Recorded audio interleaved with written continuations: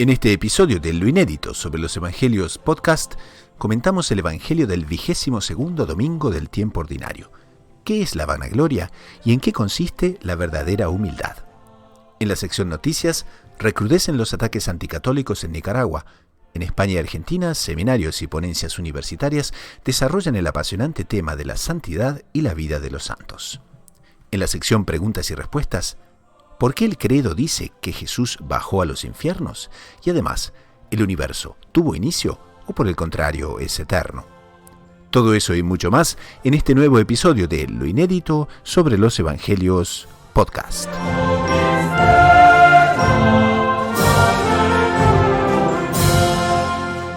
Bienvenidos a Lo Inédito sobre los Evangelios, el podcast semanal de los Heraldos. El que se enaltece será humillado y el que se humilla será exaltado.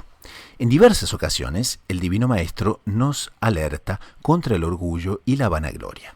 Y la liturgia, que comentaremos hoy, realza y pone en relieve estos aspectos de alma de nuestro Señor Jesucristo, quien nos invita a imitarle a aquello de «Aprended de mí, que soy manso y humilde de corazón». Entonces veremos qué es el orgullo, cómo combatirlo con eficacia, en qué consiste la verdadera humildad. Este y otros temas los abordaremos en el programa de hoy.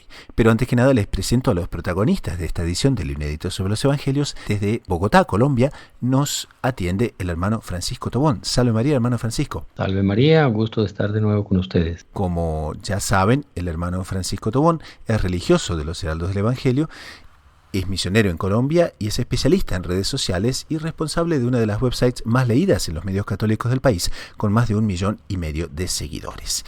Y desde Toledo, España, nos atiende el hermano Fernando Pío Galán de los Heraldos del Evangelio.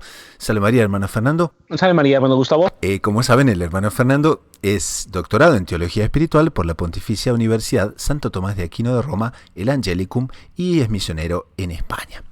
Entonces, esto puesto, pasamos al Evangelio que nos dice: un sábado entró Jesús en casa de uno de los principales fariseos para comer, y ellos le estaban espiando. Notando que los convidados escogían los primeros puestos, les propuso esta parábola. Cuando te conviden a una boda, no te sientes en el puesto principal, no sea que hayan convidado a otro de más categoría que tú. Y vendrá el que os convidó a ti y al otro y te dirá: cédele el puesto a este. Entonces, avergonzado, irás a ocupar el último puesto. Al revés, cuando te conviden, vete a sentarte en el último puesto, para que cuando venga el que te convidó, te diga: amigo, sube más arriba. Entonces quedarás muy bien ante todos los comensales. Porque todo el que se enaltece será humillado, y el que se humilla será enaltecido. Y dijo al que lo había invitado: cuando des una comida o una cena, no invites a tus amigos, ni a tus hermanos, ni a tus parientes, ni a los vecinos ricos, porque corresponderán invitándote, y quedarás pagado. Cuando des un banquete, invita a pobres, lisiados, cojos y ciegos. Dichoso tú, porque no pueden pagarte. Te pagarán cuando resuciten los justos. Entonces, sería muy interesante introducirnos en este ambiente donde se ve un claro conflicto entre Jesús y los fariseos, porque los fariseos tienen aquel delirio total de los primeros puestos y justamente quieren disputarse con avidez y los primeros puestos que puedan encontrar. Y ahí nuestro Señor evidentemente los coloca en otro plano. Yo creo que es interesante recordar lo que eran los fariseos. Los fariseos eran una escuela de espiritualidad, podríamos decir hoy en día, dentro del pueblo de Israel, que originalmente destacaron por una auténtica y genuina piedad, por practicar obras de caridad, por una vida ejemplar delante del pueblo. Esto fue el origen de los fariseos. Por lo tanto, se ganaron merecidamente una reputación de gente piadosa, observante de la ley, ejemplares. El problema es que con el paso del tiempo hubo una decadencia, y en la época de nuestro Señor realmente eran un grupo religioso que se consideraban justos. Pero como ya tenían, digamos, la fama ganada, como se dice, no se preocupaban en la práctica de realizar las obras de justicia que ellos predicaban. Entonces, por ese motivo, esto, junto con otros elementos, hacen que sea el grupo con el cual mayor frecuencia nuestro Señor se enfrenta en su predicación. Entonces, estos fariseos que tenían de su lado la fama de ser buenos judíos, a esta fama religiosa se unía indisociablemente una fama social. E infelizmente, como vemos en esta parábola, ellos la buscaban, no solo la tenían ganada por herencia, sino que una vez la mantenían. Entonces tenían muy a gala el ser invitados, el ser colocados, el ser destacados, porque eran eso, fariseos. Narran un episodio impresionante de la historia de uno de los fariseos más conocidos, que fue invitado a un banquete donde estaban presentes un rey y una reina, y decidió sentarse ni más ni menos que en el medio del rey y de la reina. Y cuando le reprocharon semejante actitud, no tuvo otras palabras que decir: honra la sabiduría y ella te honrará. Por tanto, él se colocaba entre el rey y la reina, ellos honrarían la sabiduría y así se sentirían honrados. ¿Qué tal? Bueno, se ve que la problemática no era solamente por parte de nuestro Señor. La diferencia es que él tenía la autoridad para poder corregirlos, a diferencia de otros que no eran la sabiduría encarnada, como era nuestro Señor. Ahora, hermano Francisco, este espíritu de figurar, ¿dónde viene exactamente? También, porque es una cuestión muy humana, ¿no? El egoísmo, etcétera. Sí, justamente la pasión más militante, más activa en el hombre que se desordenó por el pecado original es justamente la pasión que contraria a la principal virtud que debemos practicar, que es la caridad, el amor a Dios, y esta pasión pues consistemente justamente en el amor propio, ¿no? San Agustín, que dice que la vida de todo hombre gira en torno de dos polos: o el hombre crece en el amor a Dios, en la caridad, a tal punto que se olvide de sí mismo, o el hombre crece en el amor propio, en el egoísmo, en la vanidad, en el orgullo, terminando por olvidarse de Dios.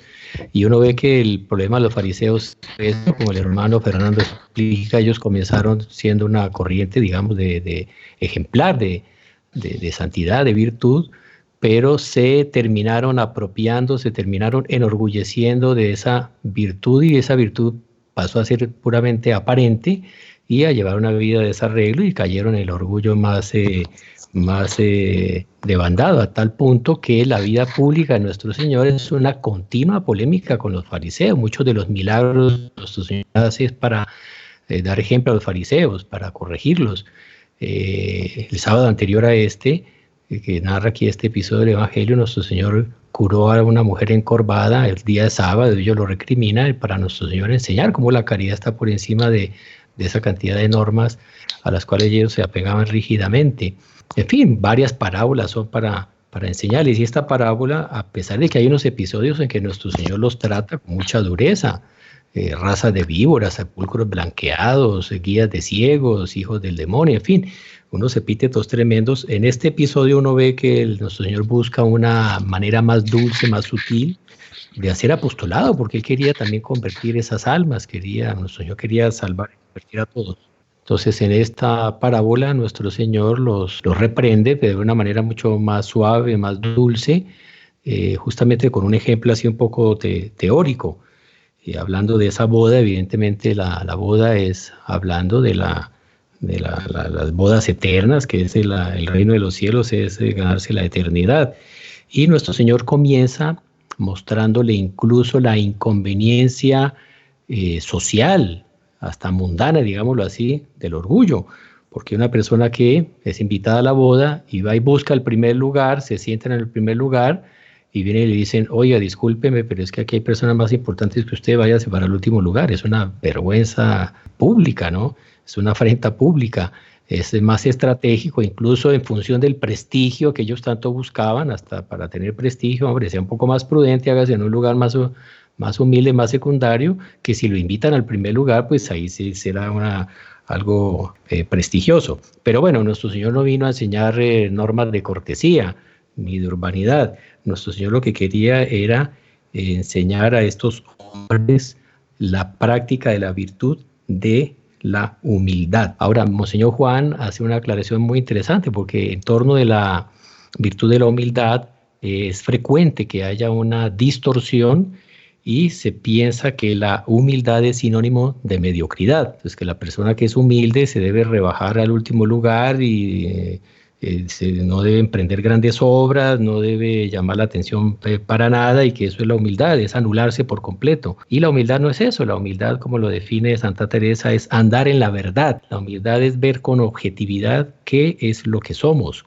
qué cualidades nos dio Dios, cuál es nuestra vocación, a qué estamos llamados, y cada uno debe cumplir la vocación a la cual Dios lo llamó y debe desarrollar las cualidades que le dio, las potencialidades. Entonces, si un hombre tiene cualidades para la música y puede, en fin, ejercitar esas cualidades, ser un gran cantante, aportar para la cultura, hacer bien a los demás a través del canto, pues hombre, él tiene que explotar esa cualidad que tiene. No se va a no, es que yo soy humilde, entonces yo tengo que pasar desapercibido, entonces no voy a desarrollar esa cualidad. No, todos debemos desarrollar cualidades que en el fondo son cualidades, reflejos de una perfección de Dios que puede servir como un instrumento para los demás llegar a Dios. Entonces, la humildad no es contraria a la magnanimidad, como explica aquí Monseñor Juan, citando a Santo Tomás de Aquino.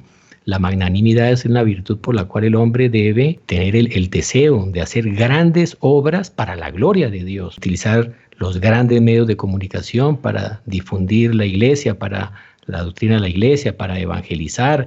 Debemos de usar la inteligencia, debemos de usar la doctrina, en fin, las cualidades que Dios a cada uno le haya dado, debemos de usarla para la gloria de Dios. No es retraerse y anularse. Eso sería ya caer en una visión distorsionada de la humildad. Ahora, aquí hay un aspecto tan bonito que Monseñor John Class subraya, porque dice que nuestro Señor Jesucristo, que era de estirpe real, era descendiente de David y sobre todo era Dios, el creador del cielo y de la tierra, entre tanto llega al banquete y se sienta a la mesa con modestia, sin exigir en ningún momento una muestra de respeto debido a su persona, que era por excelencia a quien debería presentarse ese respeto. Y en cambio los fariseos, sin el menor recato, buscaban el primer puesto, poco les interesaba escuchar una enseñanza o admirar a quien fuese, el único criterio que les importaba era ser objeto de los elogios y consideración de los presentes. Pero, ¿cuántas veces nosotros también tenemos esos aspectos en nuestra personalidad, no es cierto? No solo los fariseos. No, por supuesto que tenemos que tener en cuenta, como ya hemos dicho muchas veces, que estos episodios que nos propone la liturgia son para nuestro crecimiento espiritual, para nuestra santidad. Entonces, la parábola, el hecho evangélico y la parábola en sí nos tiene que servir por un examen de conciencia, porque nosotros tenemos que tener esta consideración. Llegando a un ambiente, ¿qué queremos? ¿Cuál es nuestra primera intención? ¿Queremos realmente que brille quien debe brillar? ¿O tenemos esta emoción egoísta de que quien tiene que brillar en cualquier circunstancia soy necesariamente yo? Porque, como decía muy bien el hermano Tobón, citando a San Agustín, si solo me concentro en pensar en mí, voy a llegar al extremo de la locura de olvidarme de Dios. Entonces, estos pequeños actos de humildad y de consideración a los demás, de caridad, en cierto sentido, incluye también la educación, el preocuparse primero de que los demás estén bien servidos o bien acomodados antes de preocuparme por mí, no solo hacen una sociedad que sea más humana, más caritativa, sino que es que ayudan a cada uno de los miembros, de los presentes, a crecer en la propia santidad. No nos podemos olvidar que el Evangelio no son solo las palabras de Jesús, sino los gestos. Nuestro Señor podía haber hecho esta parábola habiéndose sentado él el primero, como el reconocido maestro que era. No, en esta parábola le hice desde el último lugar de la sala. Y también eligiendo una parábola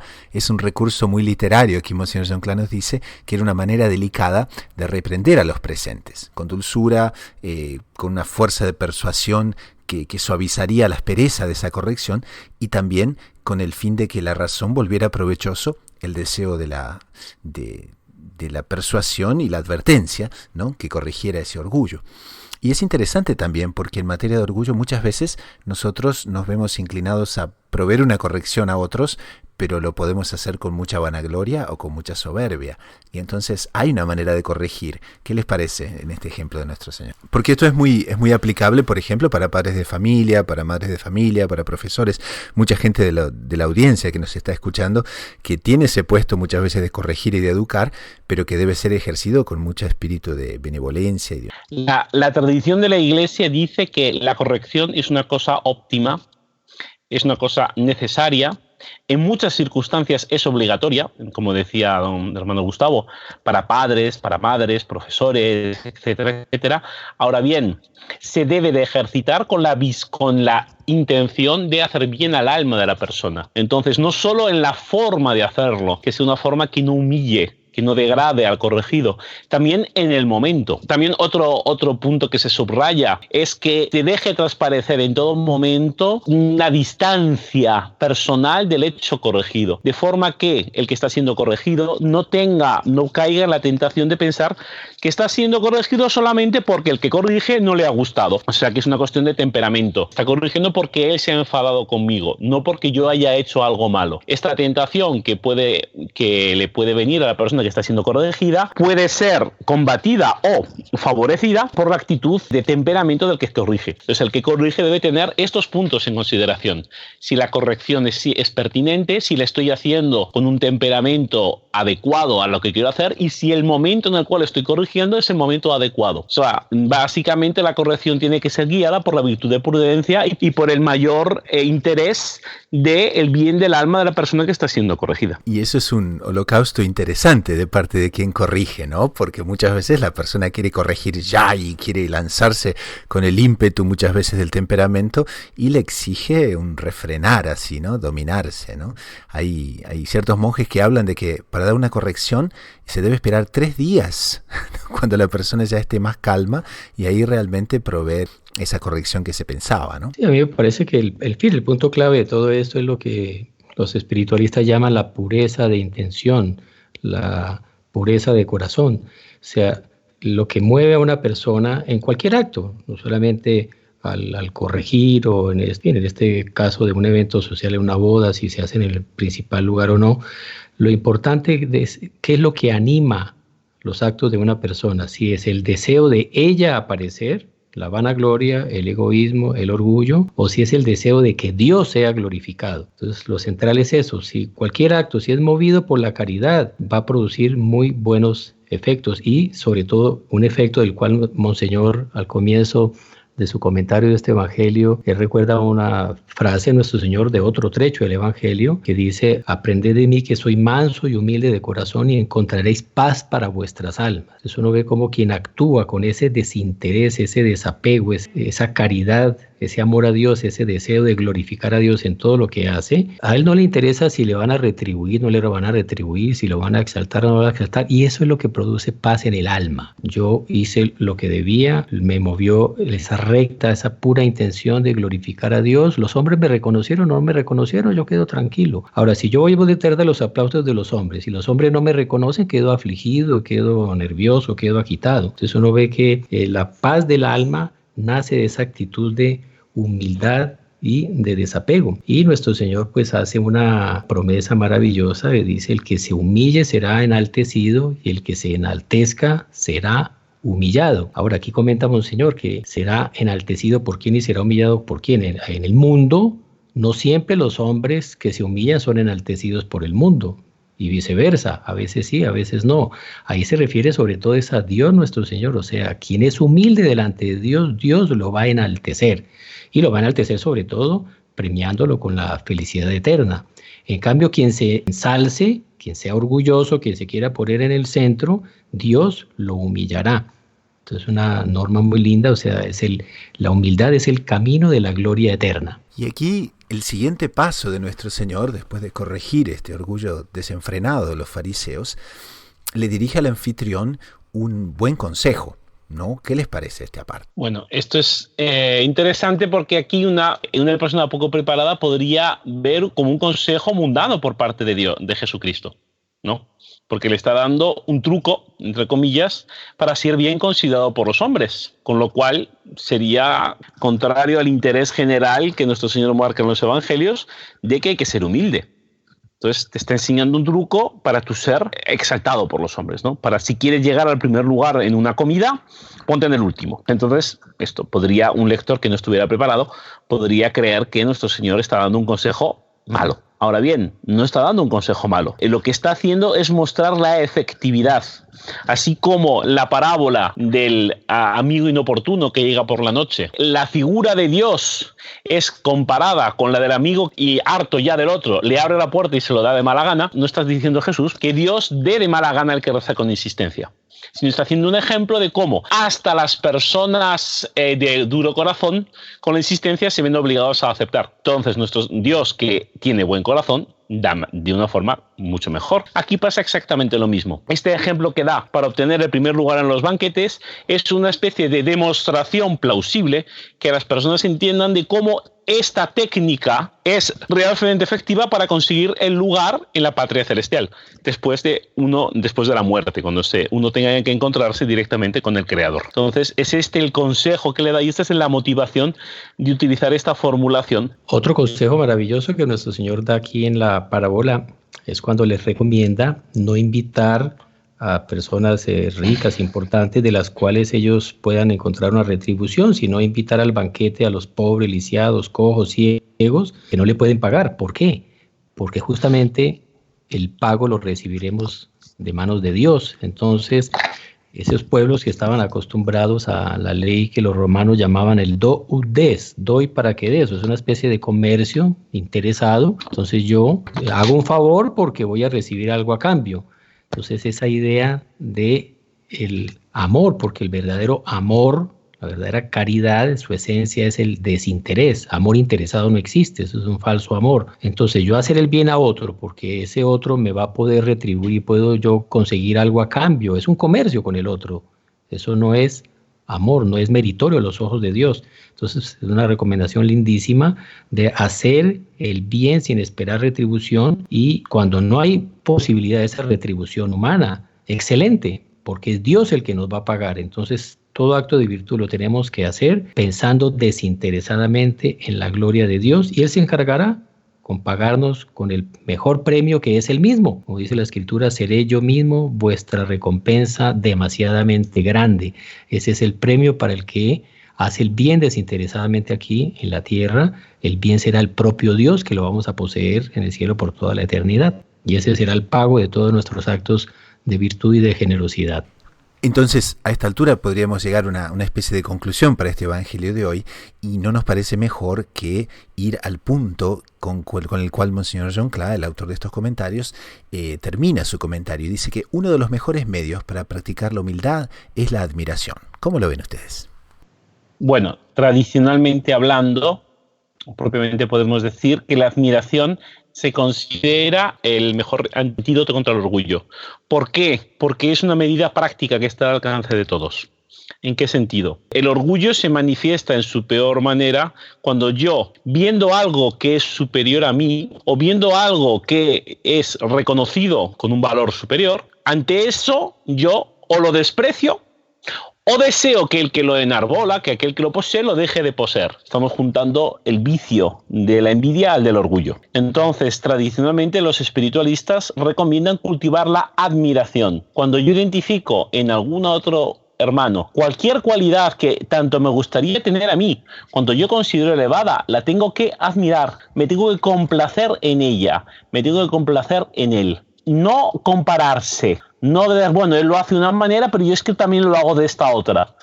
No. Y, ¡ay, qué bien! Que fulano, que fulana hace esto de esta manera. ¡Qué forma maravillosa! ¡Cómo me gusta! Voy a estar cerca de él para beneficiarme de sus cualidades. Esto sería propiamente la regla de la admiración. Si nosotros nos acostumbramos en el día a día a practicar actos semejantes, estamos alejando de nuestra forma de ser y de nuestro proceder cotidiano este gravísimo peligro del orgullo. Y además toda perfección que encontramos en la creación, sobre todo en el hombre, en los semejantes nuestros, que es la mejor imagen de Dios en la creación, es el hombre, pero en fin, en toda la creación, toda perfección, toda belleza que hay en la creación, si yo la admiro, tengo esa actitud de admiración, en el fondo estoy admirando una cualidad de Dios. Entonces ese es un ejercicio, digamos, natural por el cual me preparo para el amor a Dios. O sea, yo estoy ejercitando el amor a Dios, reconociendo las cualidades que encuentro en la creación. Entonces es la mejor manera de sofocar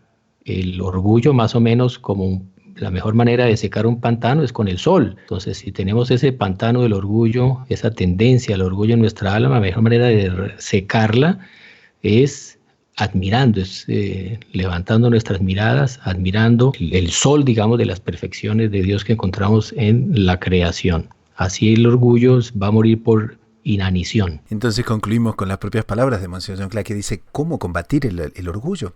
Quien quiera ser manso de corazón, que admire las cualidades de los otros. Quien quiera ser desprendido, que admire la generosidad de los otros. Quien quiera ser santo, que admire la virtud de los otros. En fin, admiremos todo cuanto sea admirable y obtendremos la recompensa de la paz de alma en esta tierra y la eterna bienaventuranza en el cielo. La admiración, he aquí la gran lección del Evangelio de hoy. Entonces con esto pasamos a un corte musical y enseguida retornamos con el siguiente segmento del programa. Laudate Dominum omnes gentes, laudate omnes populi, quoniam confirmata est super nos misericordia eius, et veritas Domini malet in aeternum. Gloria Patri et Filio et Spiritui Sancto, sicut erat in principio et nunc et semper, et in saecula saeculorum. Amen. Confitemini Domino quoniam bonus, quoniam in saeculum misericordia eius. Dicat nunc Israel quoniam bonus, quoniam in saeculum misericordia eius.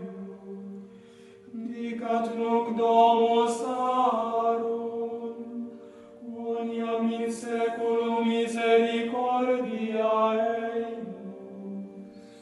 Dicat nunc vigilet Dominum, quoniam in saeculum misericordia eius. De tribulatione invocavit Dominum, et exaudivit me in latitudine Dominus. Dominus mihi adiutor, non timebo quid faciat mihi homo. Dominus mihi adiutor, et ego desticiam inimicos meus. Bonum est confidere in Domino, quam confidere in homine. Bonum est sperare in Domino, quam sperare in principibus. Omnes gentes circuierunt me, et in nomine Domini quia vultus sumi meo, circundantes circumdederunt me, et in nomine Domini quia vultus sumi neus, circumdederunt me sicut apes, et exasserunt sicut ignis in spinis, et in nomine Domini quia vultus sumi neus, impulsus eversus sumut cadem, et Dominus uscepit me. Fortitudo mea et aus mea Dominus, et factus est mihi in salute. Vox exultationis et salutis, in tabernaculis justorum. Dextera Domini fecit virtutem, dextera Domini exaltavit me, dextera Domini fecit virtutem, non moriar sed vivam, et narrabo opera Domini. Castigans castigavit me Dominus, et morti non tradidit me. Aperite mihi portas justitiae, ingressus in eas confitebor Domino, et corda Dominius intrabunt in eam. Confitebor tibi quoniam exaudisti me,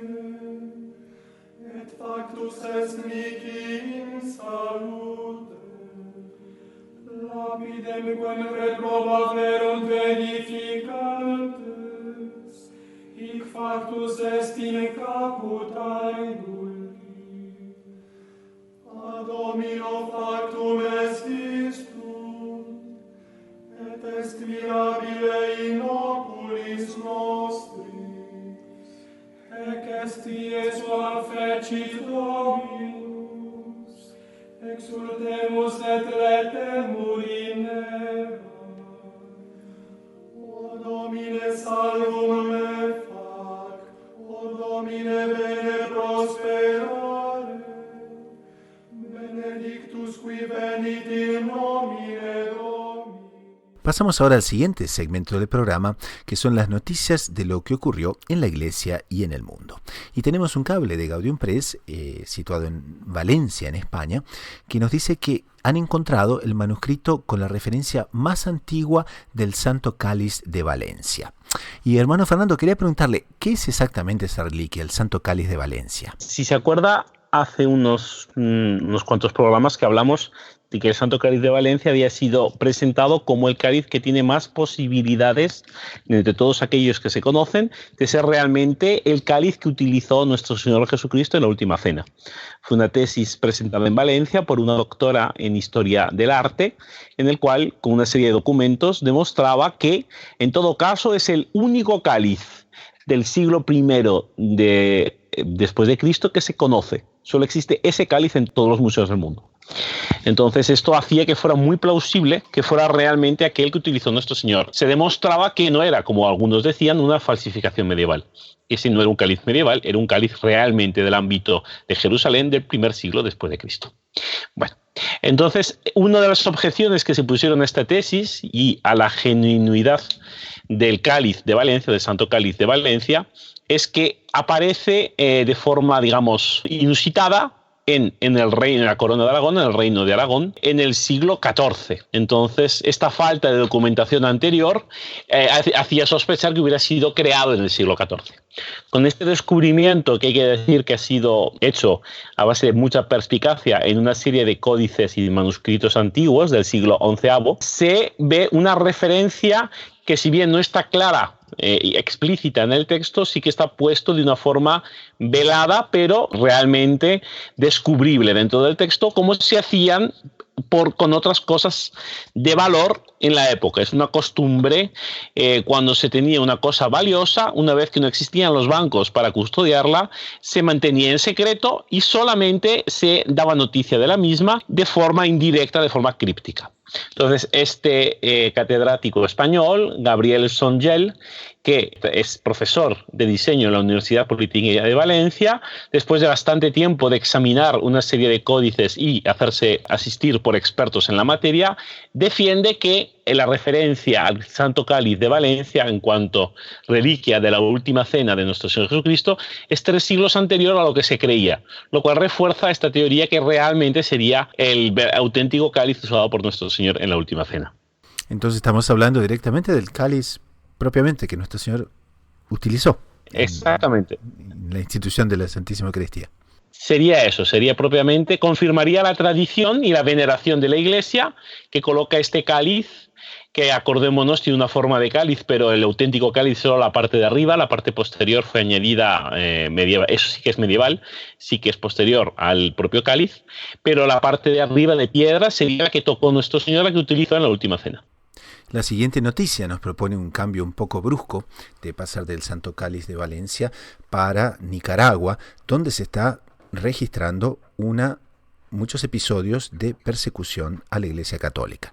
Y de aquí, desde lo inédito sobre los Evangelios, queremos justamente llamar la atención a nuestros oyentes de estos episodios que están ocurriendo para que no solo estemos informados, sino que también recemos por aquellos que persiguen a la Iglesia y sobre todo por aquellos que dan un gran testimonio sirviendo a la Iglesia en esos momentos. Entonces nos llega un cable de Gaudium Press que nos dice que la diócesis de Jinoteca, Nicaragua, denuncia que un ministro de la Eucaristía fue golpeado por la policía y le arrebataron el Santísimo. Exactamente, sí, la noticia de la página web de la diócesis de Jinotega registra cómo el ministro extraordinario de la comunión de la parroquia Nuestra Señora de los Dolores, Danilo Alains, narró que recibió una golpiza por parte de los policías. Eran unos policías que estaban golpeando a su hijo. Él intervino, entonces dice, en ese momento intervine para que no golpearan a mi hijo Eliezer de 15 años. Fue cuando yo intervine. Y al reclamarles por qué lo golpeaban fue cuando la policía también me cayó a mí, me golpearon en las partes nobles y también en la columna cervical. Y también me arrebataron el Santísimo, pues ellos quisieron quitármelo, pero yo me aferré a que no me lo quitaran. Y entonces fue cuando ellos actuaron. Ratifica el ministro de la Comunión que los policías arrojaron el Santísimo a la calle. Lo tiraron a la carretera. Expresa la diócesis que todos los jueves Danilo Alain distribuye a los enfermos de su comunidad el Santísimo Sacramento. Según la página de la diócesis, este relato constituye un hecho lamentable y que pone al descubierto la grave situación religiosa que vivimos en nuestro país. Una pena, pues, que en este régimen de Nicaragua, un régimen ateo, hostil a la Iglesia, no es el primer acto de agresión violenta contra la Iglesia. Ha habido muchos, incluso contra altos jerarcas de la Iglesia Católica en el país, y que hace parte de una serie de gobiernos en el mundo que tienen esta misma orientación y que cada vez aumentan más esas actitudes hostiles y agresivas contra la Iglesia. Se cumpliéndose una vez más lo que la Santísima Virgen dijo en Fátima: si el mundo no se convertía, dijo, los buenos serán martirizados. Entonces pidamos para que no solamente ya esta es una profecía de la Virgen que se cumple, que se termine de cumplir todo lo que ella previó y que también, como ella lo dijo, por fin triunfe su inmaculado corazón. Pasamos entonces a otra noticia que nos llega esta vez de España, y existe un curso dado por Monseñor Juan Antonio Martínez Camino de La Granda, Asturias, y que justamente relata cómo los santos son vencedores. Entonces el título del curso es Los santos, esos vencedores, una historia agiocéntrica de la Iglesia.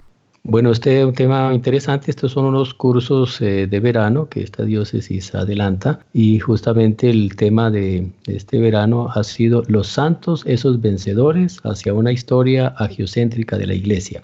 Ha habido, en fin, varios expositores, varias charlas sobre la vocación. Una fue sobre la vocación universal de la santidad de Darío Vitali de la Universidad Gregoriana de Roma, el programa de la santidad en las bienaventuranzas de Juan Miguel Díaz Rodela de la Universidad de la Facultad de Teología de Valencia, Diablo, el combate y el discernimiento de Enrique Bonete de la Universidad de Salamanca. Monseñor Martínez Camino expone sobre la misión y misiones de los santos según Ur Baltasar y Ratzinger. Otro expositor, Jaime López, la teología de los santos. Gauligi Pasquale, sobre la santidad de la Iglesia. Y el último curso tendrá varios conferencistas que tratarán sobre las bases de San Agustín y San Benito, Renovación y Santo Domingo, San Francisco, San Buenaventura y Santo Tomás de Aquino, la misión de San Ignacio de Loyola, Teresa de Jesús, Santa Rosa de Lima, la nueva evangelización, Teresa de Lisieux, Teresa Benedicta de la Cruz y Teresa de Calcuta.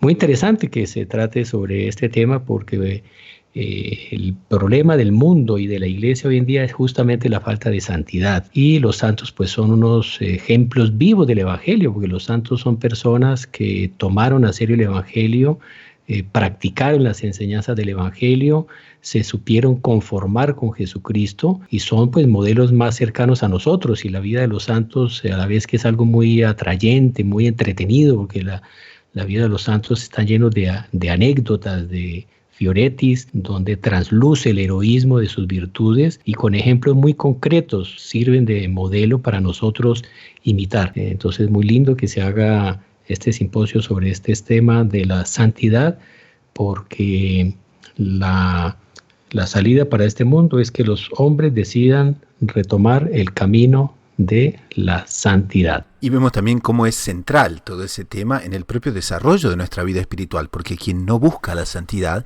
en definitiva, nunca va a crecer en su vida espiritual. Y conectada con esta noticia, también me gustaría leerles la siguiente noticia, que es en la Pontificia Universidad Católica de Buenos Aires, Argentina, se realizará un ciclo también sobre santidad. Está fomentado por el Instituto de Cultura Universitaria, por el Departamento de Laicos de la Conferencia Episcopal Argentina, la Asociación Cristiana Cristiana de Dirigentes de Empresa y el Movimiento de los Focolares y el Centro Latinoamericano de Evangelización Social.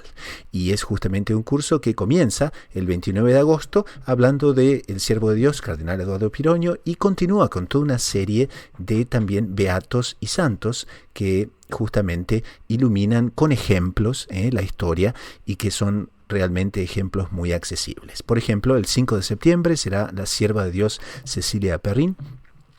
Al 19 de septiembre será la beata Chiara Luce Badano. El 3 de octubre se hablará sobre el beato Wenceslao Pedernera.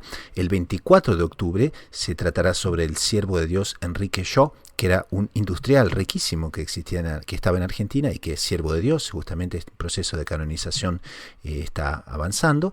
Y finalizará el 31 de octubre con el seminario de cierre de la Cátedra Pontificia. Entonces es un ciclo que es libre y gratuito, y quienes nos escuchan pueden inscribirse en la Universidad Católica Argentina para asistir a estos cursos. Entonces colocamos en las notas del programa y en las sugerencias de la semana, colocaremos justamente el enlace para este evento, que, como les digo, empieza el 29 de agosto y terminará el 31 de octubre. Hay un dicho popular que, como todo es muy sabio, dice: las palabras convencen y el ejemplo arrastra. Entonces, para nuestra vida espiritual no basta con leer las escrituras, estudiar el catecismo, doctrina. Las palabras convencen, eso nos puede convencer, pero nos arrastra, nos estimula el deseo de ser santos, esos ejemplos concretos de estas almas que la Iglesia nos propone como modelos, que son los santos. Pasamos al siguiente segmento del programa, que son las preguntas de los oyentes y las respuestas. Y Herbert, desde El Salvador, nos pregunta: ¿por qué el credo dice que nuestro Señor bajó a los infiernos y para qué bajó? Hermano Francisco, ¿cómo sería esta explicación? Bueno, esto tiene una explicación muy simple. La palabra infierno viene de inferior, el lugar inferior. Nuestro Señor bajó al lugar inferior. Pero entonces, bueno, ese lugar inferior será donde habita Satanás y todos los ángeles rebeldes, sus secuaces, que fueron precipitados, según las mismas escrituras, al infierno, el lugar de llanto y crujir de dientes, el fuego eterno, la gehenna, en fin, el lugar del castigo eterno para Satanás y los condenados. Entonces, una explicación muy interesante, y los teólogos dicen que en esta afirmación no se está refiriendo a ese lugar de las penas eternas, sino que se refiere al limbo. El limbo, que en el Antiguo Testamento se le denomina como el seno de Abraham. El limbo o el seno de Abraham es el lugar donde iban las almas santas, virtuosas, justas, que no se habían condenado, pero que tampoco podían entrar al cielo porque no se había operado la redención. Por el pecado de Adán y Eva, el cielo, las puertas del cielo se habían cerrado. Se necesitaba un redentor que pagara esa deuda de ese pecado, esa deuda de la humanidad, para que la humanidad se justificara, las puertas del cielo se abrieran de nuevo. Esas puertas se abrieron cuando nuestro Señor sube al cielo y entra. Él abre las puertas del cielo. Entonces, ahí se refiere al seno de Abraham, al limbo. ¿Y por qué esta confusión de términos? Porque justamente la palabra limbo significa umbral, límite. Entonces el limbo no es el cielo. Entonces el limbo es como que el umbral del infierno. Tampoco es el infierno, pero es el umbral. ¿Por qué es el umbral del infierno? Porque quien está en el limbo padece la misma privación que padecen los condenados del infierno. ¿Cuál es esa privación? Es la privación de la visión de Dios, de la visión beatífica. Quienes van al limbo no se condenaron, no sufren las penas del infierno, pero están privados de la visión de Dios, igual que los condenados al infierno. El principal castigo de los condenados del infierno es la privación de Dios, es la pena de daño. Pero entonces los que están en el limbo están privados de la visión de Dios temporalmente, porque en ellos no ha operado la redención. Cuando nuestro Señor redimió al género humano, bajó a ese limbo, a ese seno de Abraham, donde estaban esas almas justas, santas, privadas de Dios, porque no habían sido justificadas, y subieron con nuestro Señor al cielo, y ahí fue que entraron al cielo junto con él. Entonces ese infierno del cual se habla es ese lugar inferior, sería el umbral del infierno, digámoslo así, que es el limbo, el seno de Abraham, donde fueron esas almas justas del Antiguo Testamento que no podían entrar al cielo por no haber sido redimidas, y cuando nuestro Señor nos redimió y subió al cielo, entraron al cielo junto con él a gozar ahí sí de la visión beatífica de la felicidad eterna. Otra pregunta que nos llega de un oyente es si el universo tuvo inicio o por el contrario es eterno. Qué pregunta esta, ¿eh? Nadie mejor calificado que el hermano Fernando para responder. Bueno, este es un viejo problema porque a pesar de ser una pregunta de índole claramente científico, tiene una reflexión, tiene sus consecuencias en la fe, porque si se puede demostrar que el universo ha tenido un inicio, se puede deducir que hubo algo anterior a este universo, ya que había un momento en que el universo, lo que nosotros estamos viendo, que no existía. Por lo tanto, existe alguna realidad superior y anterior al universo que nosotros vemos.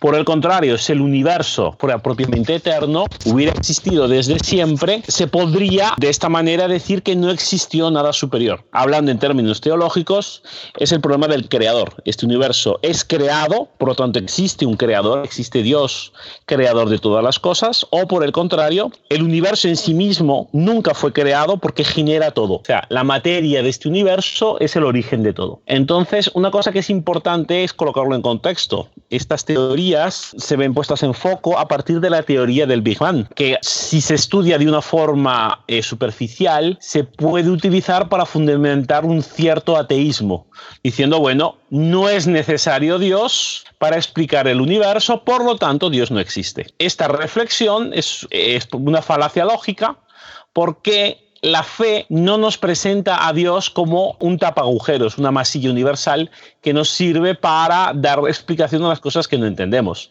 La fe no nos viene de un defecto de explicación racional, sino la fe nos viene revelada. En cuanto a cristianos, creemos en la palabra de Dios, creemos en una relación personal de Dios con los hombres que creó, en una serie de testigos cualificados como son sido los profetas, como fueron los apóstoles, que tuvieron un contacto personal y directo con Dios. Tenemos la fe en Cristo.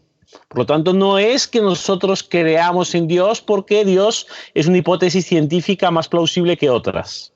O sea, en este sentido, no hay una subordinación de las teorías científicas, por bonitas que sean y por adecuadas que sean, que nos den propiamente una fundamentación a la fe. Ahora bien, por otro lado, existen teorías científicas que se conjugan de una forma más adecuada o menos a propiamente lo que la revelación nos dice de la creación del universo.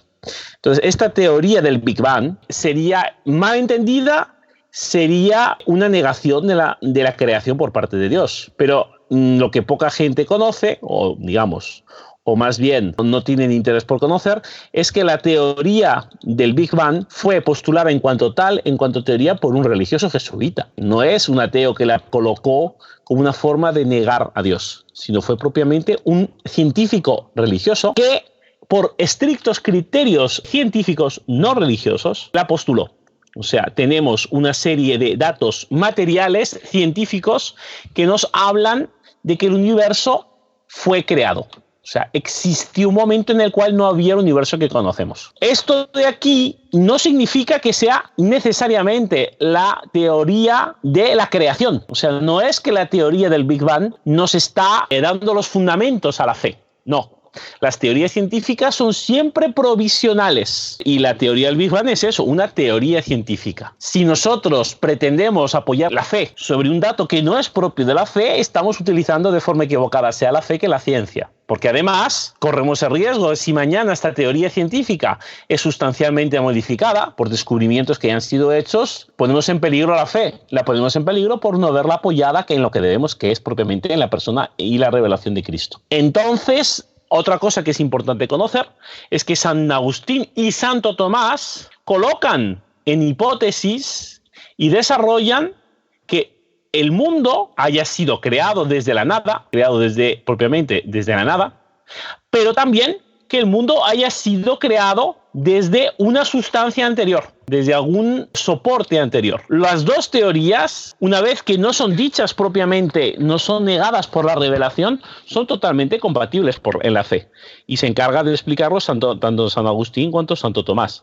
Es un dato que es importante entender. Una vez hecho esta introducción, es interesante constatar que la teoría del Big Bang, que presupone una creación desde la nada, o sea, sin materia anterior, es la que en estos momentos tiene más indicios científicos de ser real. E incluso este mismo año ha habido una serie de descubrimientos que corroboran que el universo se está expandiendo. Si el universo se expande, es obvio deducir que hubo un momento en el que era mucho más pequeño. O sea, ha tenido propiamente un punto inicial. Entonces, esto corrobora la teoría de la creación desde la nada. Pero, repito, no es propiamente una demostración probada de la fe. Entonces, respondiendo de forma más concretamente a nuestro oyente, el universo parece que fue creado desde la nada por el actual estado de la ciencia en la teoría del Big Bang. Ahora bien, no es en esta teoría científica que nosotros fundamentamos en la verdad de fe, que es que Dios es el creador de todo lo visible y lo invisible. Entonces es importante